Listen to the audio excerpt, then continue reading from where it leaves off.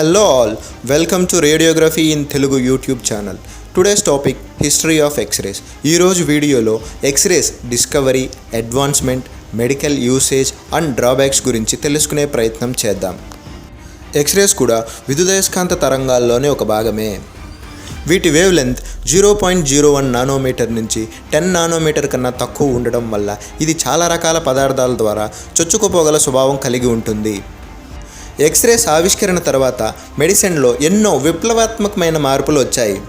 1895 సంవత్సరం జర్మనీ దేశానికి చెందిన భౌతిక శాస్త్రవేత్త WC రాంట్జెన్ తన ల్యాబ్లో క్యాథోడ్ రేస్ పైన పరిశోధన చేస్తున్న సమయంలో అటు పక్కగా ఉన్న ఫోటో స్క్రీన్ మెరవడం గమనించి క్యాథోడ్ ట్యూబ్ చుట్టూ నల్లటి అట్టముక్కను చుట్టి ఉంచినప్పటికీ ఆ ఫోటో స్క్రీన్ మెరుస్తుండటంతో అందుకు ఆ క్యాథోడ్ ట్యూబ్ నుంచి వెలువడుతున్న కంటికి కనిపించని కిరణాలే కారణమని నిర్ధారించి అతను వాటికి ఎక్స్రేస్ అనే పేరు పెట్టడం జరిగింది. ఎక్స్రేస్ పైన మరింత పరిశోధన చేసిన తరువాత 1895 డిసెంబర్ 22వ తారీఖు మొట్టమొదటి ఎక్స్రే ఇమేజ్ను రికార్డ్ చేశారు. ఈ సంచలనమైన పరిశోధనలకు గాను 1901 సంవత్సరంలో నోబెల్ ప్రైజ్ను పొందడం జరిగింది. Advancement and usage.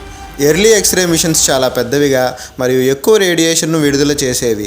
ఆ కారణం వలన అవి పేషెంట్స్కు మరియు ఆపరేటర్స్కు ఎంతో హానికరంగా ఉండేవి. తర్వాత కాలంలో ట్యూబ్ డిజైన్లో చాలా మార్పులు చేయడం, ఫిల్మ్ ప్రాసెసింగ్లో ఆటోమేటిక్ మరియు కంప్యూటర్ ద్వారా ఇమేజెస్ డెవలప్ చేయడం జరిగింది. అలాగే సేఫ్టీ మరియు క్వాలిటీ ఆఫ్ ఎక్స్రే ఇమేజెస్ చాలా అభివృద్ధి చెందాయి. కన్వెన్షనల్ రేడియోగ్రఫీని డిజిటల్ రేడియోగ్రఫీ పూర్తిగా రీప్లేస్ చేసింది. దీని ద్వారా ఇమేజ్ ఎక్వైజేషన్ తొందరగాను, పేషెంట్ ఎక్స్పోజర్ చాలా వరకు తగ్గించబడింది.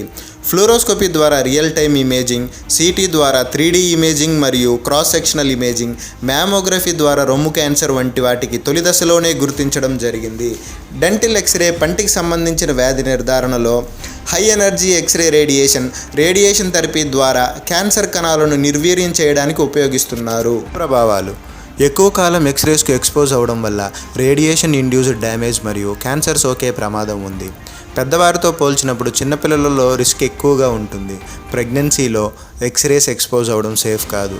కొంతమందిలో కాంట్రాస్ట్ వలన సైడ్ ఎఫెక్ట్స్ కలిగే అవకాశం ఉంటుంది. ఏదేమైనప్పటికీ ఎక్స్రేస్ చాలా రకాల ప్రాణాంతకమైన రోగాలను ముందుగా గుర్తించడంలో ఉపయోగపడుతున్నాయి.